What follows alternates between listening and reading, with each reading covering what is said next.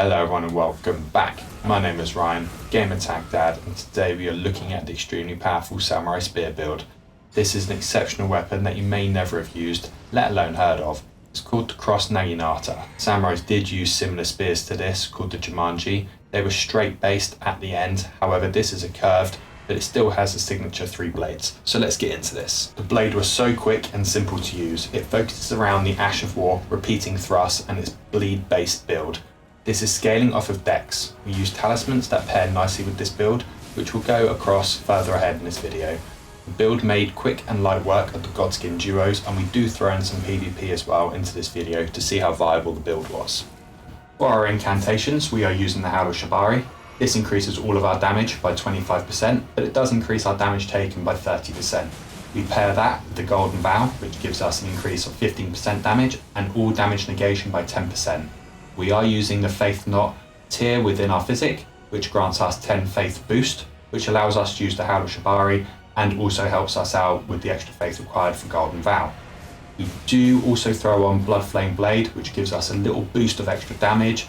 If you are finding this build and you are taking too much damage with it, you can swap out with more tanky talismans, such as the Dragon Crest Great Shield, which give you 20% physical damage negation. If you're still struggling, you can swap out Howl Shibari for Flame Grant Me Strength, which will give you slightly less physical damage, but you won't take the additional damage with it. We are using the repeating thrust Ash of War, which provides the Keen Affinity, which increases with Dex scaling. This is not a chargeable attack, and once you cast it, you cannot cancel it. However, it is really good with this build, and it is a quick way to dish out a lot of damage while causing a lot of bleed damage as well. And it is brilliant in PvP if you can land it with someone rolling into you. If you enjoy Elden Ring builds, then don't forget to drop a sub and a like on this video, it's greatly appreciated. If there is anything you would like to see within Elden Ring, then please drop it in the comments below, I will respond and I will try and throw a video out for it. We showcase a wide variety of bosses here, and we are also killing one of the Sentinels off.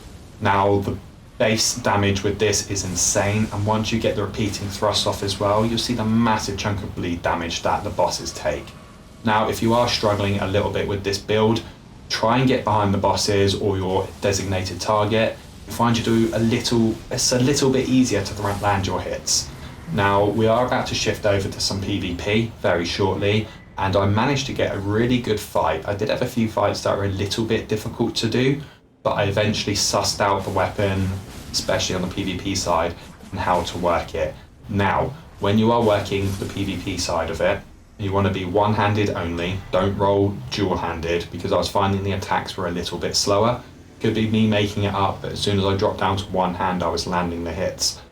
And read your opponent. So when I was fighting this person here, they would tend to lunge in, and once they lunged in, I could go ahead and throw down my repeating thrusts.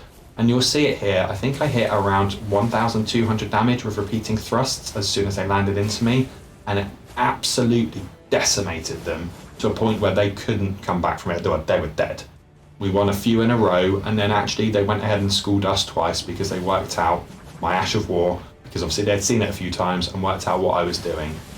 Now, I would highly recommend this build within PvP. Now, as we are in PvP, you can completely change the armor setup you have. Because I have this down as fashion, this does not give you the poise that you would require to not be stance broken, because we did get broken a fair few times within this build. Not a necessarily massive problem, but it definitely wasn't great. You would need to go ahead and throw down more poise, and you would have an absolute blast with this build. I think it would be even better.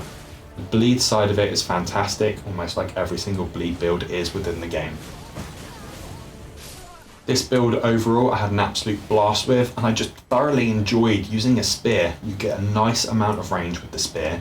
Paired with the Ash of War, you get just a little bit more range with it as well. If you are doing jump attacks as well, you can go ahead and throw on Claw Talisman, which will then allow you to get a little bit more damage with the jump attacks. And you can see there, the jump attack is brilliant. I mean, obviously I dodged this one, but there we go, repeating thrusts, and I was just kind of jockeying him to see if I could get him to come a little bit closer. Now, I personally would throw on Flame Grant Me Strength when it comes into the PvP side of this, because it won't just help with the damage we're throwing out, it would also not give you the damage negation hit, or sorry, the damage extra hit that you'd be taking with Howl Shibari.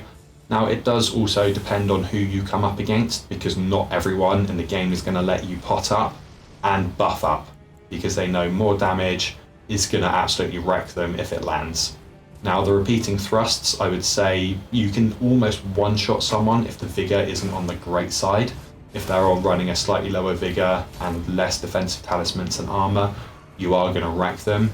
If they are running slightly more defense and slightly more armour, it's probably going to take you essentially 8 jabs, which is just 2 Ash of Wars to land. And obviously don't forget, you can lunge, you can hit, you have the ability to heavy attack with this, and you have the ability to charge at them as well. If you're holding down your standard attack, you can run with it, and it's brilliant. You can absolutely cause a hell of a lot of damage when it comes to this. I was fortunate, this person would allow me to do some basic potting up, which was just throwing down my Physic and then throwing on Bloodflame Blade, give us that extra bit of damage. We didn't bother throwing on our other buffs, just because it takes a lot of time, and we only get 5 minutes when it comes to the Colosseum part of the fighting. Now, you did see me charging in there and doing a lot of damage. What were we hitting? 685 to 700 damage each time? Which, to be fair, for this type of weapon, I found it extremely good. Now, obviously, if you are buffed up, then you are going to hit a bit harder, especially when it comes to the Ash of War as well. But you'll just see me here, I'm poking away, I'm prodding, and it is doing a fair chunk of damage. And I just enjoyed it. I love the PvP side of this. I'm not the best at PvP, given that, but I am enjoying the PvP side of this. So you will start to see this within the build videos as it goes now. There we go, there we land the Ash of War, absolutely wrecked, which is good timing because my weapon buff there just dropped off. Now, this, like I said earlier, this is a type of spear that the samurais would have used, so I have gone for a pure fashion side for the samurais. We will go ahead and show you exactly what talismans we're using and exactly what items we are using within this build, because everything has a place with it. If you are wanting more defense, you don't want the fashion side of it, then throw on whatever medium load build that you would like. And obviously, if you are using PvP, you are going to need to take poison into consideration.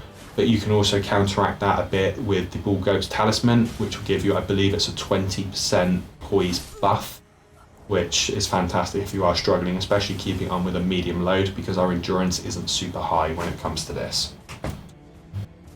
If you have made it this far, don't forget to drop a like, comment and a subscribe. I do appreciate it. Like I have said earlier, it does help the channel out drastically. I do appreciate each and every one of you. Now, we're coming up to the end of PvP here, and we're going to go ahead and throw down our build. So we're using the Keen Cross-Naginata plus 25 with the repeating thrusts. We're using the full White Reed armor set and the Casa helm.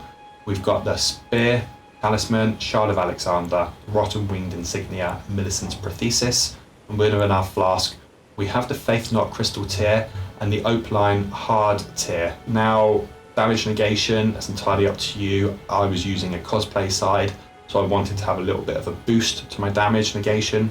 However, there are other tiers we could swap this out of to increase our damage output. Now, our build for this is level 150, the Vigour is 46, Mind, Endurance and Strength are all 20, Dex is 80, however the Talisman gives us an additional 5, which gives us 85 Dex, our Intelligence is 10, our Faith is 23 and the Arcane is 10. Now our Poise, as you can see, is only 37, but if you're doing PvP you would change out your armour and you would go ahead and change your talismans. You probably wouldn't want to be using the Rotten Winged Insignia and Millicent's Prosthesis for PvP. You'd probably want to swap that out for the Bull Goat's Talisman, and if you are struggling with defense, you could go ahead and throw on the Dragon Great Crest Shield, which will give you more damage negation. And yeah, there's several other little ways we could do with here. If you wanted to see a PvP video with this, just let me know and I'm more than happy to make one. Now I hope you have all enjoyed that. Don't forget to like, comment and subscribe, and I'll see you all again in the next one. Bye!